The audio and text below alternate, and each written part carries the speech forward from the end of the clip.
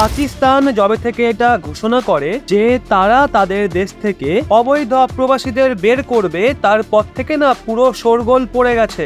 এর সবচেয়ে বেশি শিকার আফগানিস্তানের প্রায় 11 লাখ মানুষকে পাকিস্তান থেকে বের করা হবে। এখন সেই দৃশ্য সামনে আসছে, যেখানে বেশ ভালো সংখ্যাতেই আফগানিস্তানের মানুষরা পাকিস্তান ছেড়ে পুনরায় নিজের দেশে ফিরে যাচ্ছে, আর বর্ডারে অনেক বিশৃঙ্খল পরিস্থিতির সৃষ্টিও হয়েছে। वापस चले जाएं, वापस नहीं जाएंगे तो उनके खिलाफ कानूनी कार्रवाई की जाएगी। বলা হচ্ছে এখন পাকিস্তানে আফগানি এলাকায় বুলডোজারও চালানো হচ্ছে, তাদের থাকার জায়গাগুলোকে ভেঙে ফেলা হচ্ছে। আর এই সবকিছুর মাঝে তালেবানরা যখন এটা দেখে পাকিস্তান তাদের আবেদন মানতে রাজি নয়, তারা এই অ্যাকশনকে বন্ধ করার মুডে নেই, তো তালেবানও এখন বর্ডারে পুরো তোড়জোড়ের সঙ্গে প্রস্তুতি নিচ্ছে।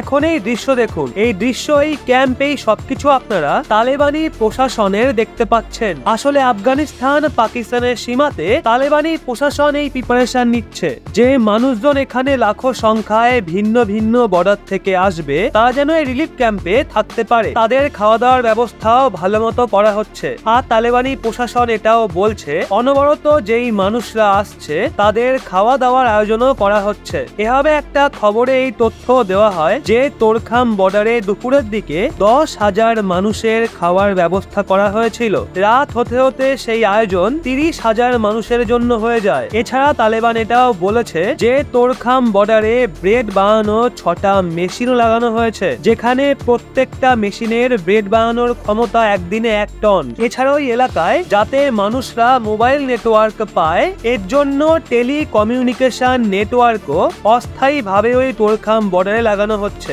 ওই এরিয়ায় ভালো গুণগত মানের কানেকশন এবং সরাসরি যোগাযোগ পৌঁছানো এই সময় তালেবানি প্রশাসনের প্রাথমিকতা, যাতে পুরো এলাকার সিচুয়েশনকে কন্ট্রোল করা যায়। এরই সাথে বলা হচ্ছে যে অনবরত তালেবানি প্রশাসনের মানুষজন এবং কিরকম কি প্রস্তুতি হয়েছে খতিয়ে দেখছে। এছাড়া বর্ডারের সিকিউরিটিকেও মজবুত করা হচ্ছে। বিশেষ করে তোরখাম এবং লালপুরা এলাকাতেও অনেক বেশি সংখ্যায় ক্যাম্প লাগানো হয়েছে, আর সবকিছু তালেবানি সেনার তদারকিতে হচ্ছে। সব মিলিয়ে দেখা হলে পাকিস্তান এটা ভেবে পদক্ষেপ নেয় যে তারা বর্তমান তালেবানি প্রশাসনকে ভালো মতো শিক্ষা দেবে আর তাদের হিমশিম খেতে বাধ্য করবে। কিন্তু এখন তো মনে হচ্ছে তালেবানি প্রশাসনও নিজের মন বানিয়ে নিয়েছে, আর এর জন্য তারা তাদের মানুষদের স্বাগত করছে এবং থাকা খাওয়ার ব্যবস্থাও তোড়জোড়ের সঙ্গে করছে। স্বভাবতই যখন সিচুয়েশন কিছু দিনের পর কন্ট্রোলে আসবে, তখন পাকিস্তান এবং তালেবানের সম্পর্কে একটা মারাত্মক